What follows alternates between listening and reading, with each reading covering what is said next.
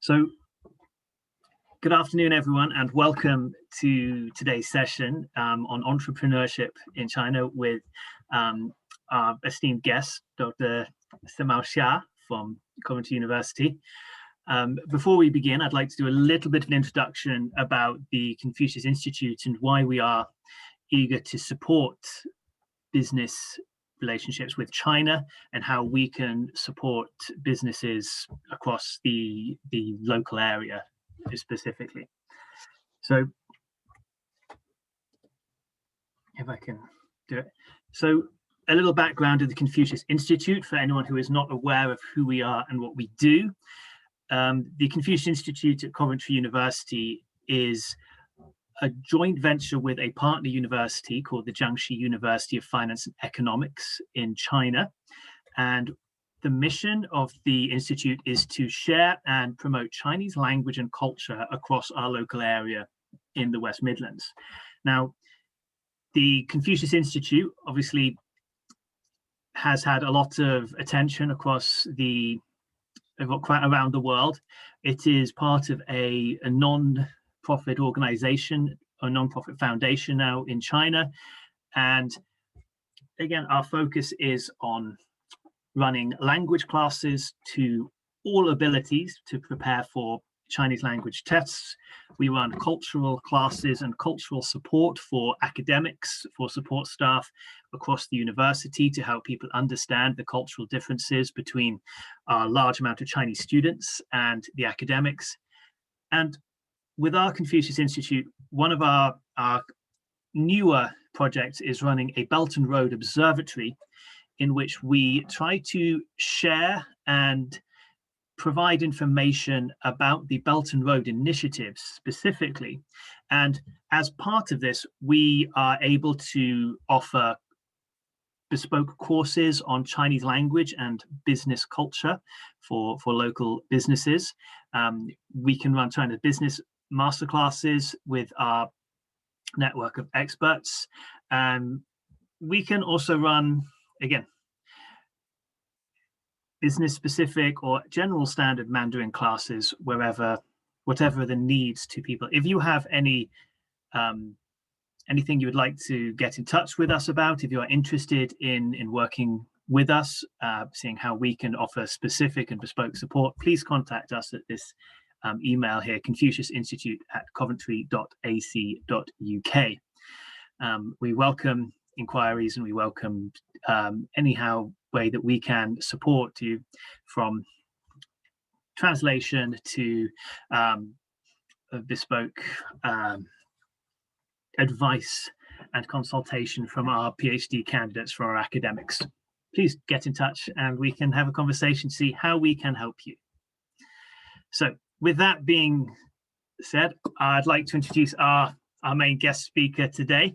Senmao, how are you? Oh, you are muted, I think. Okay. Okay. Thank you, George. This year. Thank you. Thank you, George, for inviting me to share this some of my thoughts with our friends today, and also the Confucius Institute in Coventry University has become more and more influential in the recent years. I'm happy to have this chance. To share with my ideas about the business collaboration between UK and China.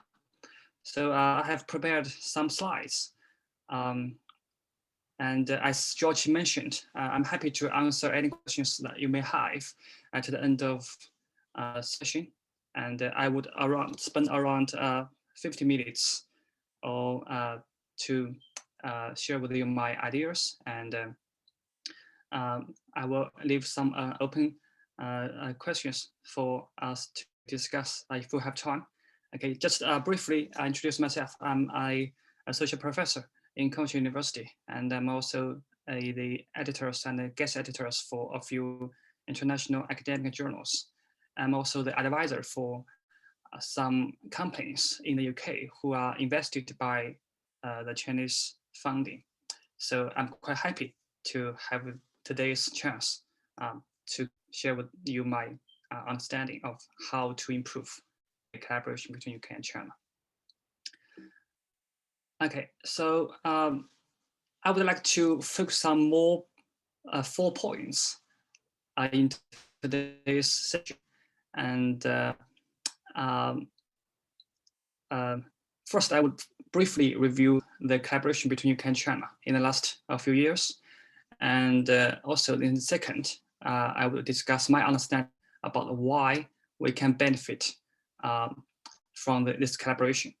And third is, how can we identify the new collaborative opportunities between UK and China, especially for SMEs, small and medium enterprises. And finally is, how can we overcome some difficulties in the collaboration? Okay.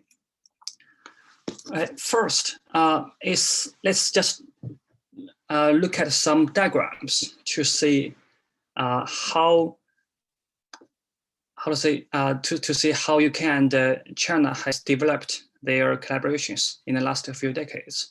First is the data comes from Office for National Statistics, okay, which shows that China is the second largest trading partner for the UK outside of the EU.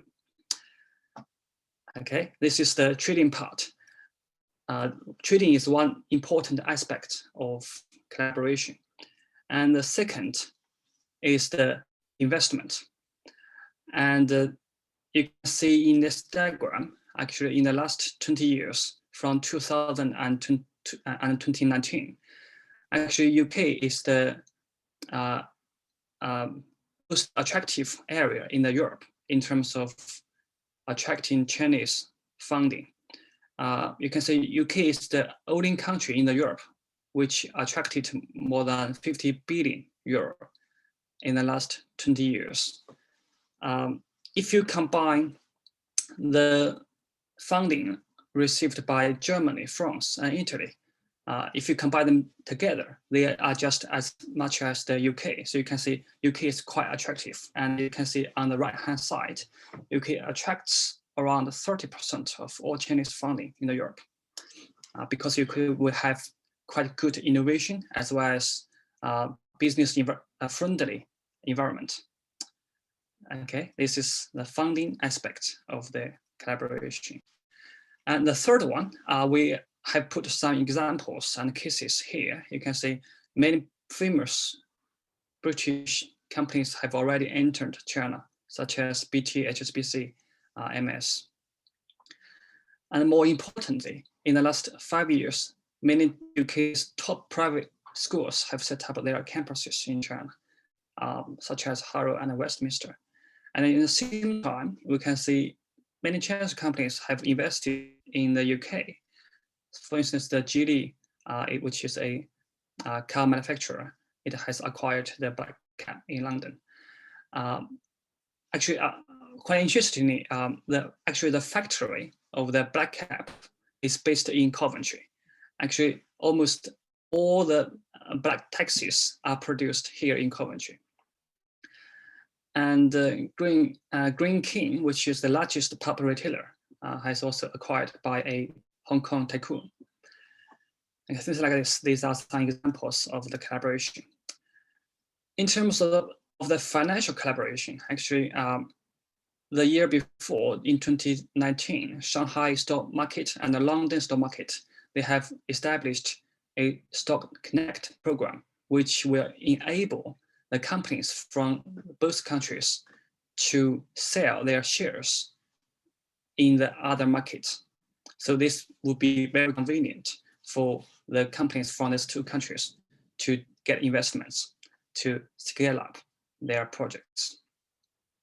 And most importantly, London is the largest RMB, which is Chinese currency, trading value outside of China. As you know, Chinese government is pushing for the internationalization of the Chinese currency. And London is a financial center in Europe. So London remains a very important part for this kind of RMB internationalization process. And this can help more investments from China to be invested in the UK. And finally, in terms of the collaboration, students from China has increased a lot. in 2013 and 2014, the Chinese students has surpassed the number of students from EU to study in the UK. So as you can see in Coventry, actually Coventry University and Warwick University will have thousands of Chinese students who contribute a lot to the local economy. Okay. All right, so the second part is, why should we push for the collaboration between UK and China? What benefits we can get from each side? I have summarized some key points, and of course you are welcome to propose some other reasons and points why we can get benefits from this collaboration. And the first reason is the UK's innovation ability.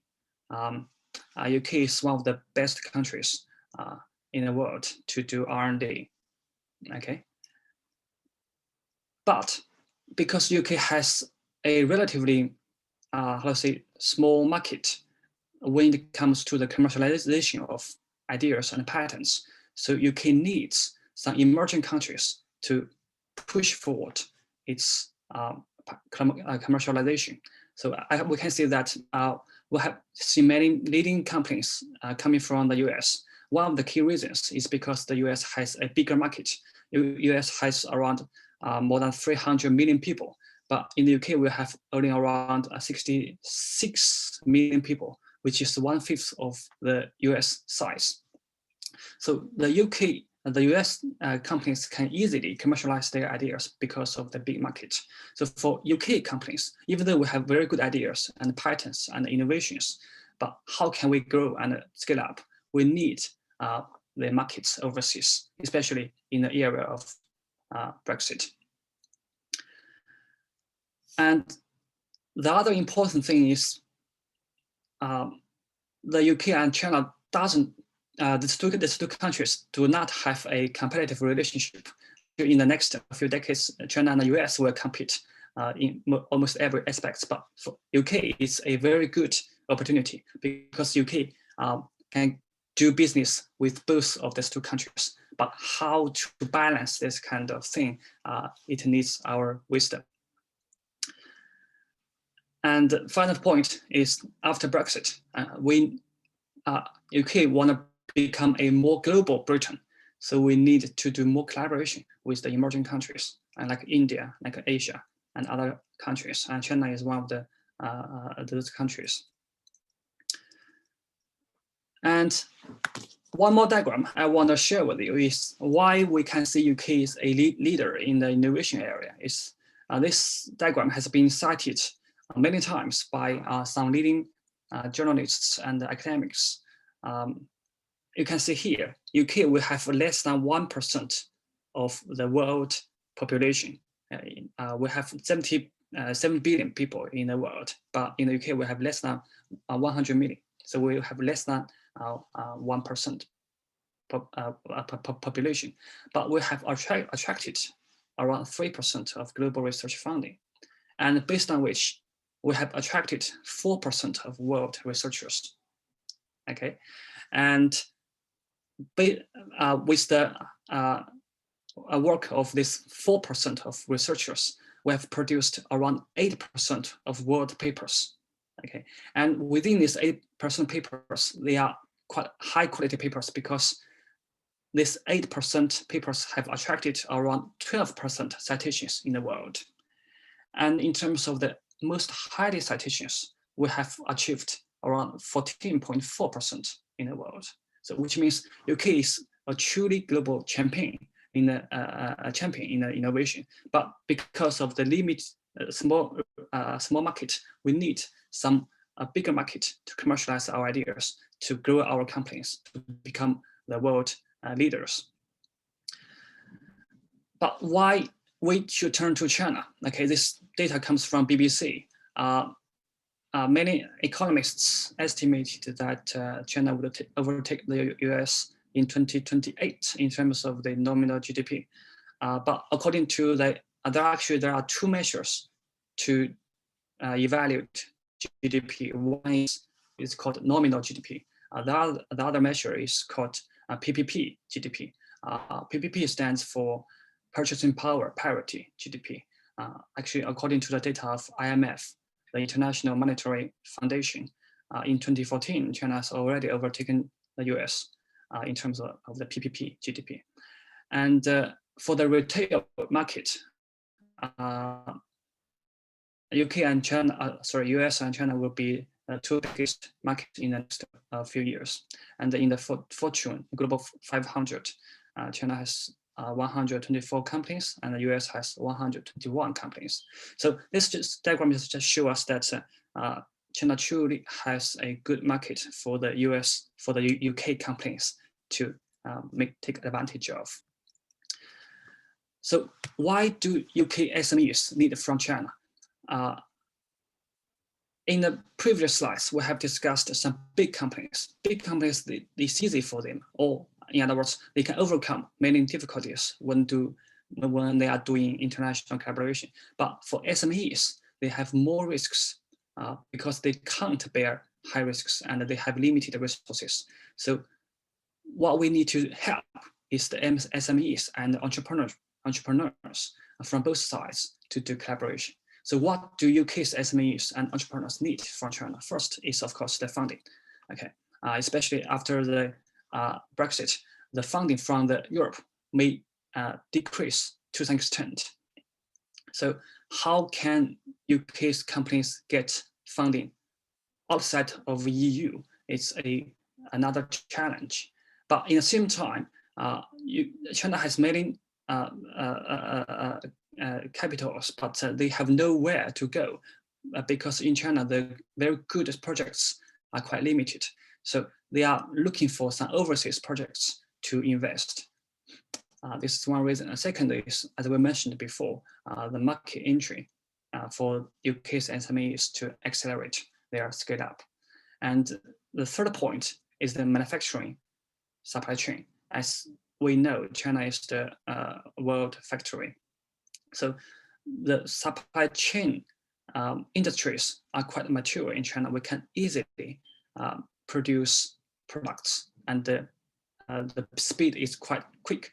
So when we have very good ideas and patents in the UK, we can easily and quickly commercialize them and to occupy the market.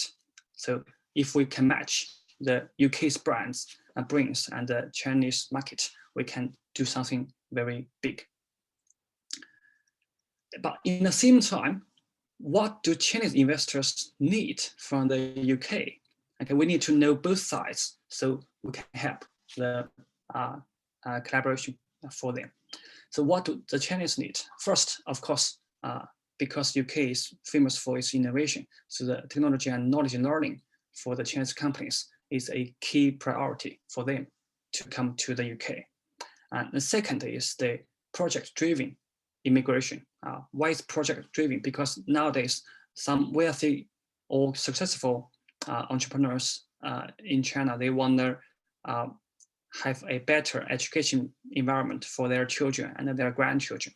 So some of them may come to the UK, but the UK Home Office have introduced a new visa system, which requires these immigrants to invest in high-tech projects. In the past, if you just invest £1 million in the UK, it's fine. After 2 years or 5 years, you get a permanent residence. But nowadays, the Home Office requires those investments to go to the high-tech industries. So this can create the new opportunities for the SMEs in the UK to get funding. Because in the past, those investments may go to real estates or some traditional industries. But for traditional industries, SMEs may find it hard to enter because the threshold is quite high. But nowadays, for high-tech industries, it's easier for the SMEs to get into and get investments. So this is a new chance for us.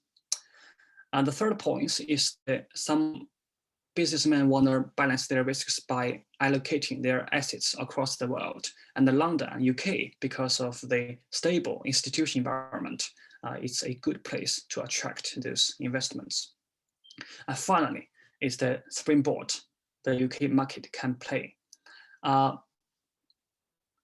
Some people may some businessmen, because we have been doing some consultations with the investors from China and some Asian markets, they usually regard the UK as a very good market to make their products get recognition in the Western markets.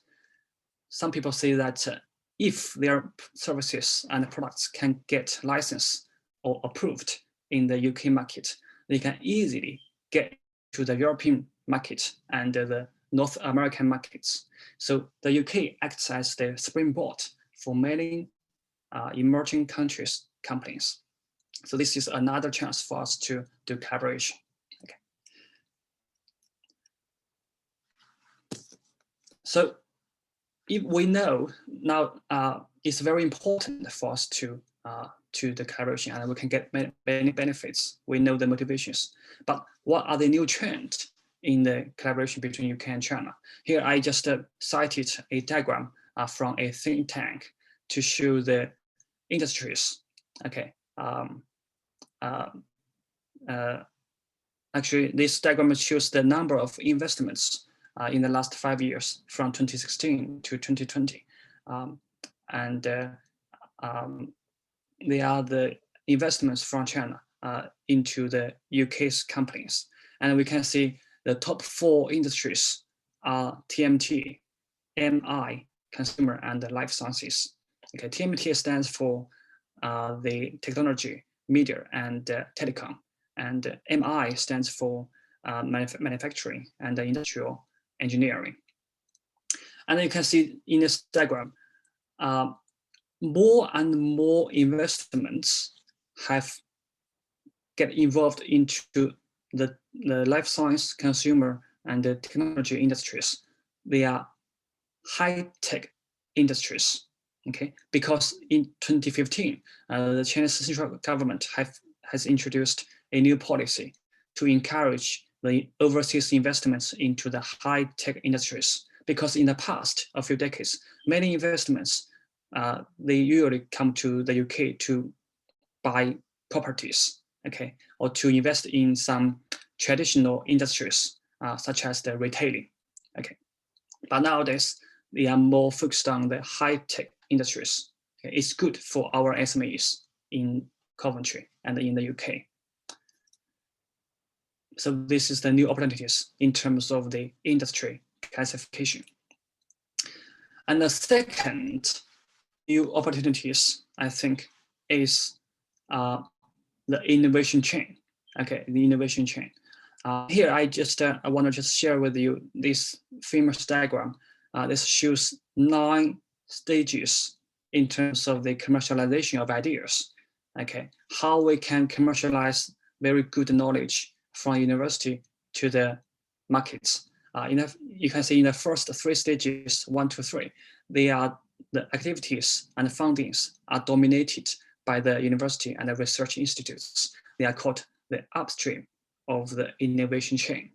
Okay, and in the final 3 stages, 7, 8, and 9, they are the downstream of the innovation chain. The activities and fundings are dominated by the companies. But in the middle, we have 4, 5, 6. These 3 stages, they are called the death valley, because the majority of the innovations would die in this area, okay, during the process of commercialization, okay, because of the collaboration between the university side and the industry side. It's quite hard. But in the past, many Asian and emerging countries investments, they usually focused on the final 3 stages in this innovation chain, because they were not familiar with the business environment and they didn't have enough information about the projects in the UK. But nowadays, as I just mentioned, more and more companies and projects, they want to get involved into the high-tech industries. And more importantly, they want to get into the middle of the innovation chain, even though they have to bear high risks, but they can get a higher return rate. Okay, higher return rate. So this is their motivation. So we can see in the next few decades, more investors may get involved into the labs, the universities, and some startups. Even though you do not have some mature ideas or mature products, it's fine. More and more investors like to bear the risks to invest in this entrepreneurship projects and SMEs. So this is our new opportunities. Okay, and the other trend we can see in the last few years is in the area of collaborative models. Okay, collaborative models. This is a very famous and classic diagram to classify the collaborative models between companies. Okay, we can see from the left-hand side is exporting, importing, licensing, franchising, joint venture, merger, acquisition, and greenfield. And we can use 2 dimensions to describe the characteristics of these 5 typical models. Okay, you can see in terms of the flexibility, export and import, and this kind of model has the highest flexibility because you can easily switch to a new partner without losing a lot of investments or costs, right? Because in the export-import, you do not need to establish an office or factory or supply chain by yourself. You may outsource the most of the activities to the third party. So it's easy for you to switch to a new partner. But when you are using the merger and acquisition, a greenfield, this kind of model, you have to invest a lot of resources. Okay, so this may reduce the flexibility for you to switch to different partners. Okay, but we also use another diagram to describe these 5 models, which is in the bottom of this slide. This is called the extent of control, resource commitment. On the right-hand side, if we are using merger, acquisition, and greenfield, you have a strong control on the partners' behaviors and the decision-making because you have invested a lot of resources and you may have more than 50% of shares in this company. But on the left-hand side, in licensing and export or import, as you do not need to invest a lot of resources, so you may have a weaker control over their decision-making. All right, so in total, higher resource commitment comes with higher control, but lower flexibility. But in the last few years, when we are doing consultation with the businessmen in the UK and China, we can see that in the first, the majority of the collaborative models have been adopted by them, the exporting or licensing, because both sides, they had limited information about each other and they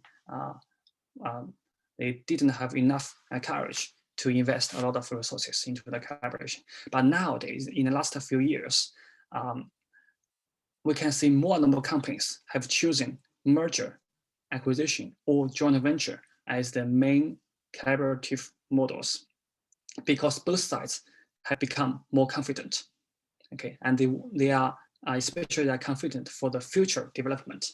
So they want to have a higher share in the newly established ventures or in the current companies. They want to invest more resources. Now, the resources include financial resources, human resources, and some other tech resources. Okay, so this is the new trend. We have more joint venture models and more acquisition models compared with exporting and licensing. All right, so in this new trend for SMEs in the UK and in Coventry, we may need to consider more about how we can negotiate with the investors in terms of their share and how can we do the joint venture or acquisition. For many companies, they may choose joint venture, but how to design the percentage of the share and design the responsibilities from each side. What input should each side put into these new projects? Okay, this is something we can think more about. All right. And the final point, and it also is the most important point, is how to overcome the difficulties or obstacles in the collaboration. In terms of the obstacles, the first and the most important is how can we build up a mutual trust relationship between the two sides, right?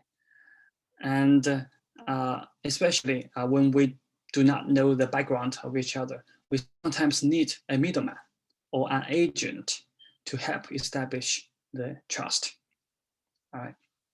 And later I will share with you some of our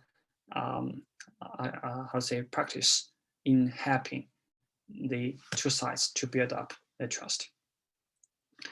Second is, of course, the cultural differences. Many American businessmen said that it's easier for them to do investment and collaboration in the UK because they share the same culture and language. But it's sometimes difficult for the British businessmen to do collaboration with the Asian partners because of the cultural difference. Third is the market information gap. In the UK, we do not know well about the market trend in Asia, and the same goes to the Chinese side. They may do not know the market information in the UK. And fourth one is the policy and knowledge gap. These two countries, China and UK, may have some different institutions, arrangements. Okay, so how can we overcome this gap? Okay, I will talk about it later on.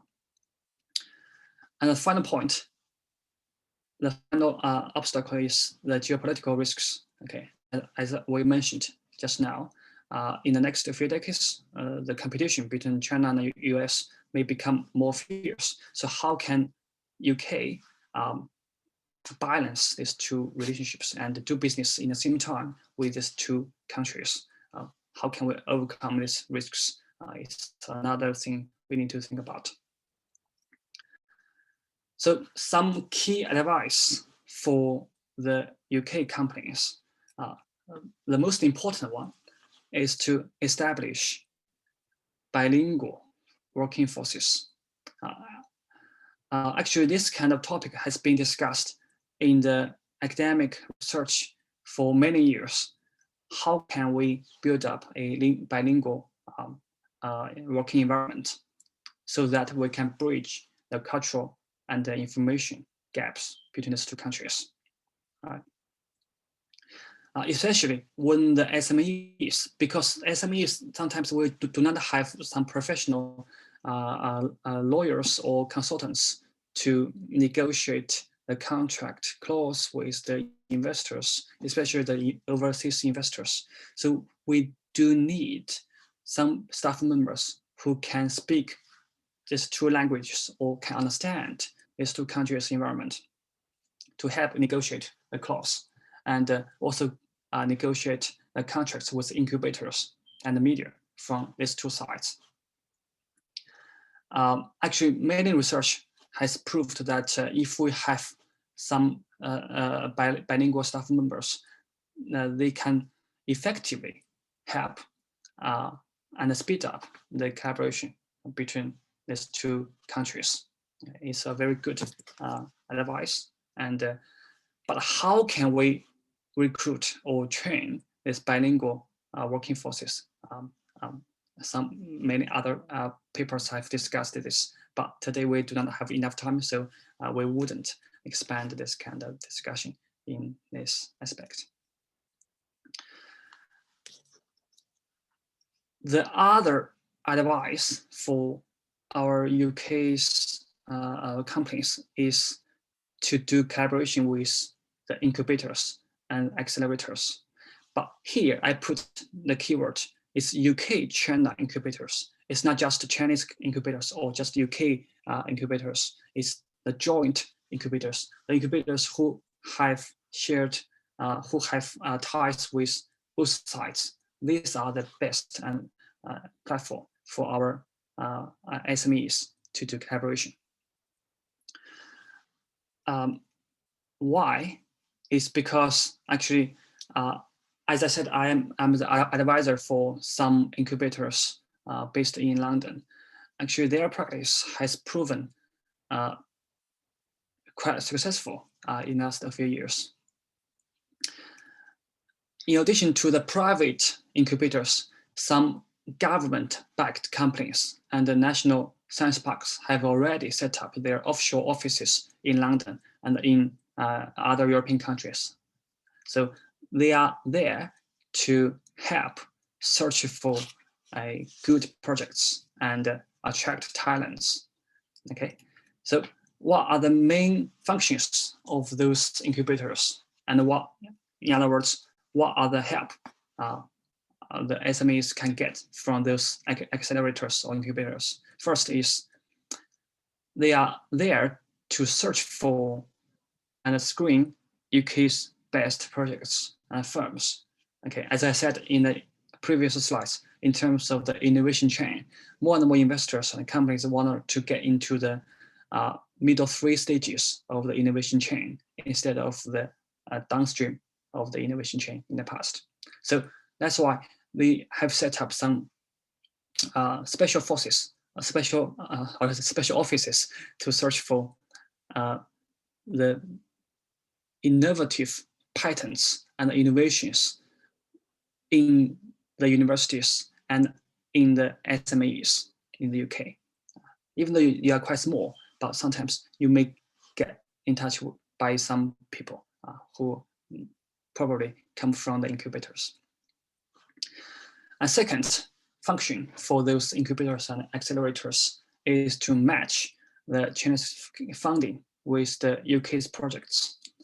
They have a pool of the Chinese capitals because different capitals, different investors may have different requirements in terms of the industry, in terms of the risk, in terms of the return rate, things like this. So those incubators have a good database from China. But in the same time, because they have gradually set up the database in the UK in terms of the innovation projects, so they can help match these two sides by reducing the information asymmetry.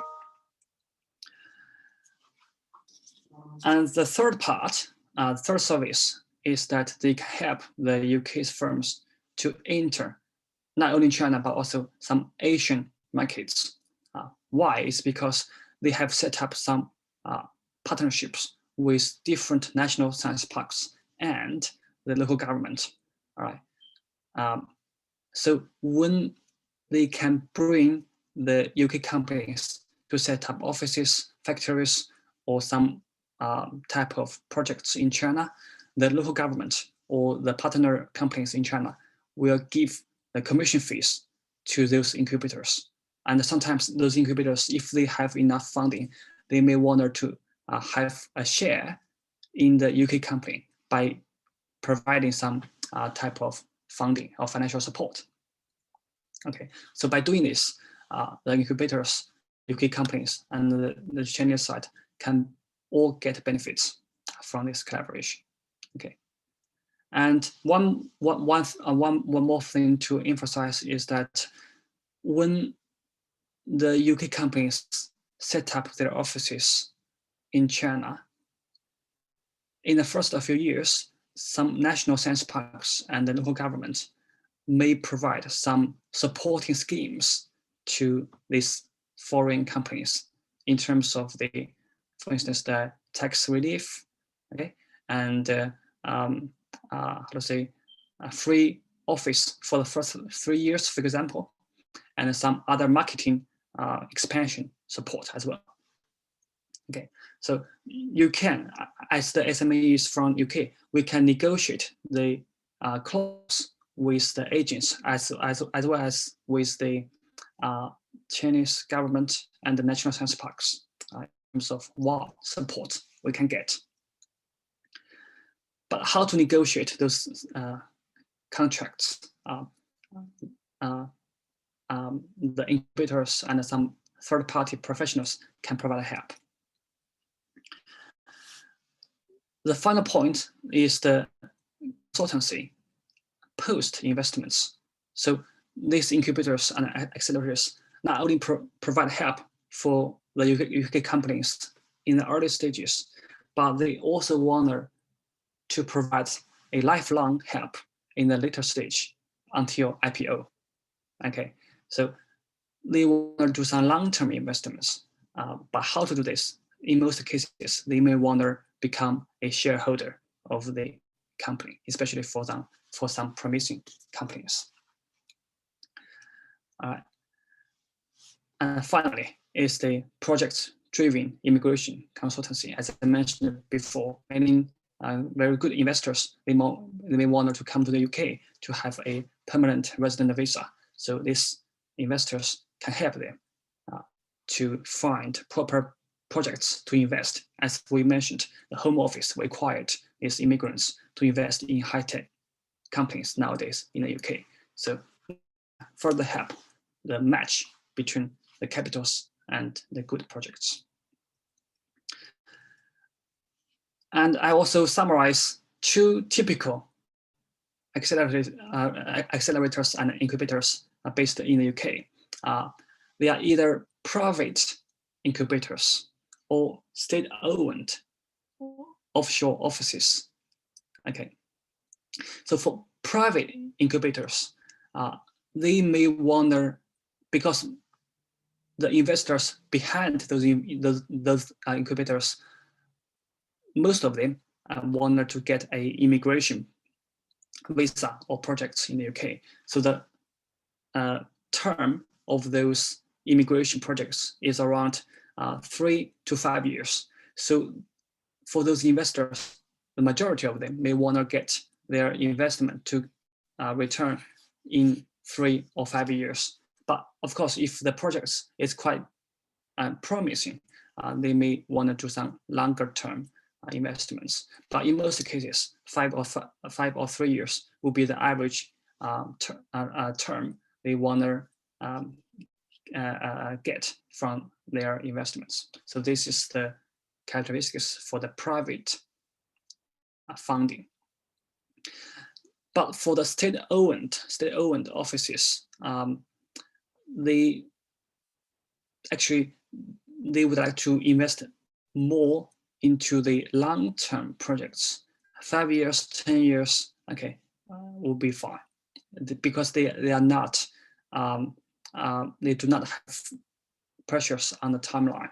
Okay, they wanted to help develop their local strategic industries. So they are patient, they have more time to do collaboration with their projects. So this is some information you may need to bear in mind when you are negotiating or searching for the agents or incubators to do collaboration.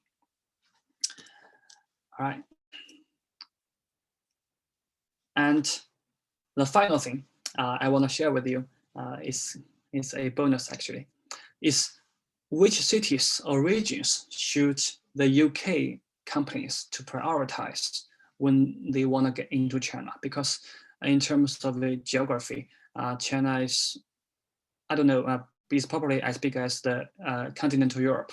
So which cities, which area should we focus when we are searching for collaborations?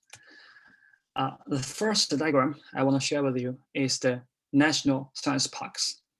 Okay, there are 169 national science parks in China so far. Of course, there are many provisional national science parks, but here we just focus on the national science parks.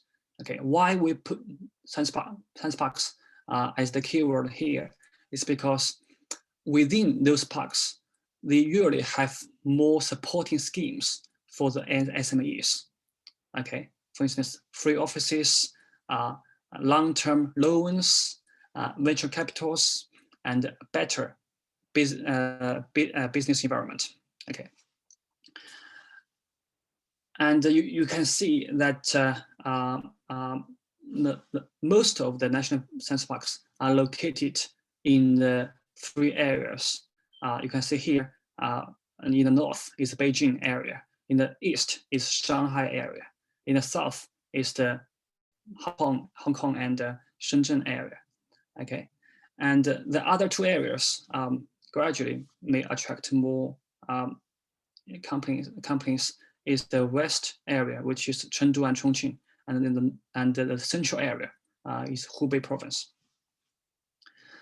All right, so for SMEs, it would be better for you to set up your office or to enter some incubators in one of those national science parks. But also in the same time, if you want, you can set up multiple offices in different national science parks.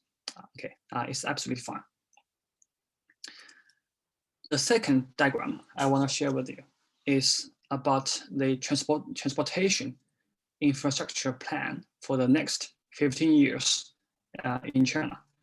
And you can see the red lines, okay, indicate the most important 4 areas or regions. In the north is still the Beijing, in the east is Shanghai, in the south is Hong Kong and Shenzhen, Guangzhou, and in the west is Chengdu and Chongqing. So if you compare this diagram with the previous national science park diagram, you can see there are some overlaps. These 4 areas, these 4 regions are probably the most promising areas in the next 15 years.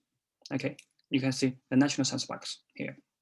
So there are some similarities between these 2 diagrams in terms of their geographic locations. All right, so this is the I think the end of my sharing.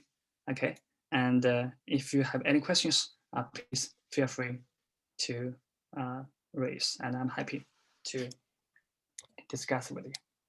And one more thing is that if you want to do some collaboration with the incubators or accelerators, not only in the UK, but also in China, you are welcome to come to contact me, because I'm the advisor to some incubators. I can introduce your projects or firms to some Chinese local government, some local national science parks, to help you to match with the local funding and local agents. Okay, thank you very much.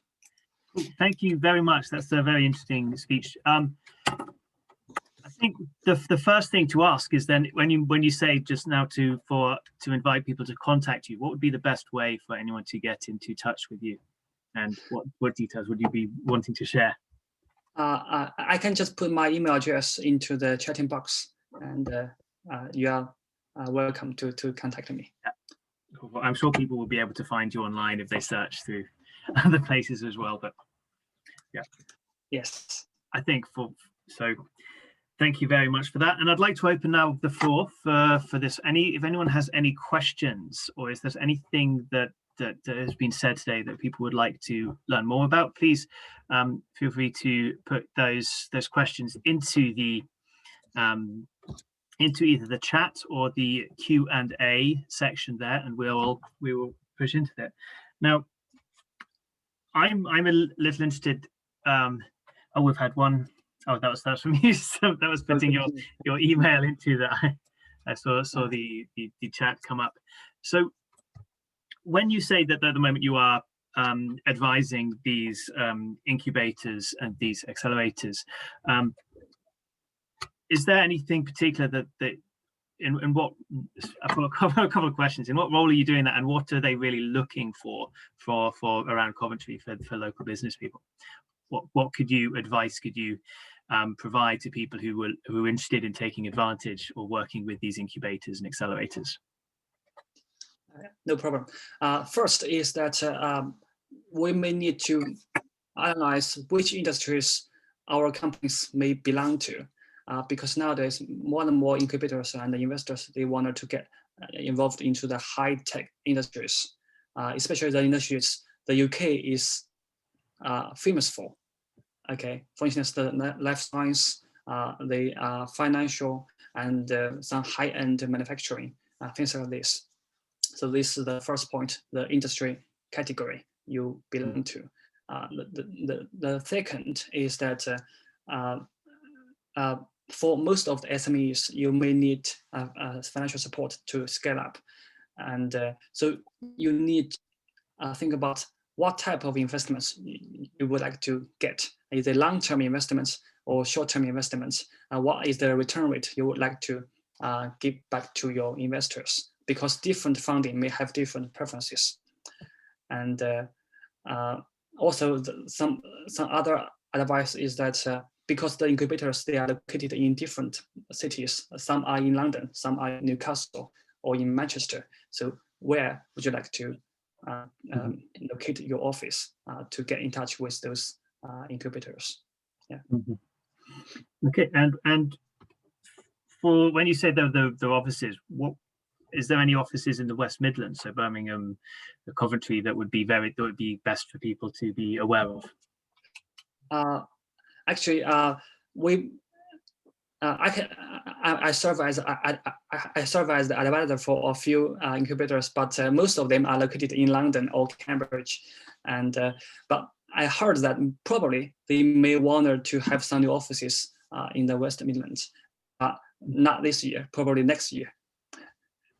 Okay, that's great. And I think if there are other questions, is there any? I think something that we're looking forward. Is there an overarching, or is there a piece of advice that you would give for SMEs that are wanting to approach these incubators, accelerators, or trying to start doing some business with Chinese companies, that they should be aware of some of the challenges that they might face by looking into and working with these? That anything there that people, any of the advice that you would like to pass on for people to are often not aware of? Thank you. Actually, the most important advice, the most important thing for our British companies is to have someone in your team who knows both sides. In other words, the bilingual working force is very, very important. I can see because George know both those two countries quite well. So you act as a bridge for these two culture and countries. The same goes to the companies. If they can hire someone or at least partner with someone who know both countries, it would be very helpful. Great. And I think that's a fantastic place to point out that, again, this is exactly the area that the Confucius Institute, especially our Belt and Road Observatory, would be able to help by providing access to people who have that expertise, have that understanding of language, who would be able to support. Thank you, Jim Clark, for your question. Thanks for the session. Jim's a business advisor with the Growth Hub, and he's asking for an understanding of the current approach. So can you see that question, and would you like to give a response? I think. Yes, I'm reading it. Yeah. So Jim, so I can see that you have a business which has employed 12 Chinese nationals in Shanghai and have a good revenues. But so what is your question? Or what are the things you would like to share with us? Yes, so it's to say, what's the understanding of current approach and the current approach to growth? I imagine for the Growth Hub. If you have some something you could specify there, Jim, that would be great. Thank you. So, it's not really a question. I have another meeting forward. I just want to say thank you. Okay, thank you very much. That was not a question. Just thank you. That was a bit of a misunderstanding there, but thank you very much, and thank you for joining us. And I think that's actually a good place, if there are no further questions, to end. And this session will be available online afterwards. We will make sure we share through our social media to make sure anyone who wishes to revisit will be able to.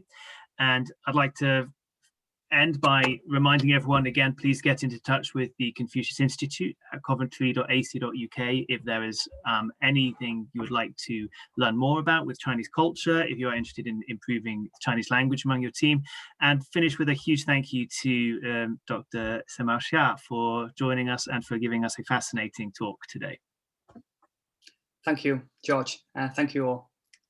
Thank you very much. Goodbye. Thank you. Bye-bye. Bye-bye.